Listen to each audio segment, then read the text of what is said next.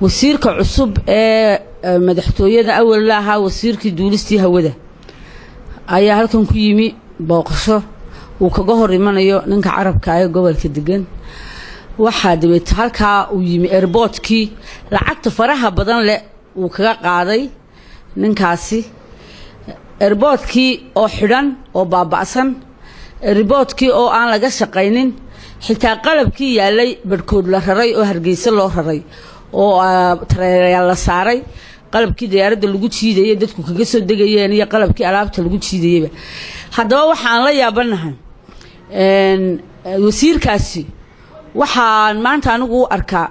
aniga iyo dadka aan isku fikirkanaay ama xusbiga cadaalad iyo daryeelku in madaxtooyada lagu geeyo lagu dalaacsiiyay wixii hore uu kharibay oo ninka uu ka burburiyay dalka ama uu kaga dhibaato badan yahay inuu dalacaad ka helayo xukuumadda Siiraayo wasiirkaas waa ninka aan ka khajilin airportkii lacagta badan uu ku qaatay oo maalintii halka ka doobiyay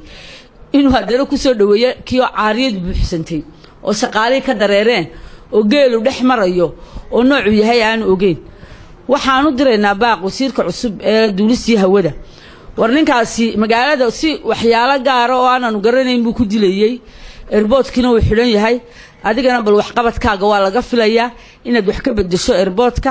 iyo inaad wax ka bedesho wasiirnimada meesha labaad ee aad noqotay maanta wasiirka buuxa waxa kale oo aan ka hadlayaa shirkii kulmiye saameynta badan ee anaga gobol ahaan nagu sameeyay shirkii kulmiye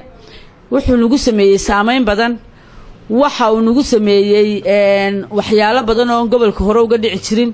waxa uu nagu sameeyay dagaalo qabow iyo kulayl iyo nooc walba iskugu jira waxa maanta cidla ah xafiisyadii berbero oo dhan maamulkii gobolka meel kasta oo ay joogaanba way yaacayaan cid umadu u shaqeynaysa ma jirto waxa kale oo ay caadeysteen nimanka maamulka gobolku in aanay ragga ku xiga aanay kaga tagin xitaa shaqada iyo saxeexa ee nin walba uu ka dhigtay bakhaar uu leeyahay deyn magaalada baamushirka magaalada iyo bangiyada uu lacag laga amaahanayo malaayiin dollar oo deyn lagu jiro oo la amaahanayo oo lagu subayo shirka iyo in kuraasida lagu xijisto geesta kale maraan wax ka weydiinay mas'uuliyiintii dhawaan iska casilay xukuumadda madaxweyne Siiraayo isla markaana qaadacay shirkii golaha dhexe xisbiga kulmiye sida ay waragto ayaa waxay kaga jawaabtay waxaan leeyahay nimanka kulmiye ee kala jabay horta nimanka kulmiye ee dibadda jooga waxaan leeyahay meesha aad ka soo baxdeen ee maanta cadaalad ka doonaysaan markii horeba cadaalad lagama shaqeyn cadaalad kagama idin iman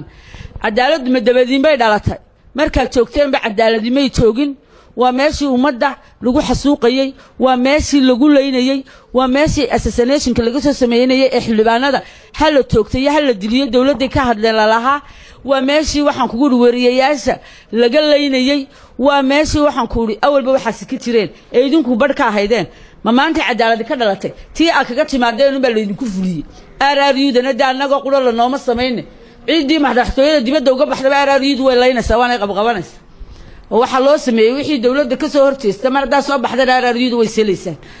waxaan kale oo aan u sheegaya qolada kalena ciyaaru waa gelin dambe maxay tolay codkana maanta madaxweyne lama dooran ninkii sidii madaxweyne u hadlayo oo toona madaxweyne ma tiiday maanta musharaxiin baa la doonaya musharaxiinta tartamaysa halowna calafkooda waa waxay kala qaadaan waxaan saleenay xusbiga cadaaladda iyo daryeelka meel kasta joogaan aan baaq u diraya in laga dugtoonaado daadka iyo fulkaanaha qulqulka dabka ka soo baxaya kulmiye si aanu inoo soo gelin qof kasta oo reer u cida oo xusbiga u cid ku abtirsada waxaan leenahay laga foojignaado wassalaamu calaykum waraxmatullaahi wabarakaatuh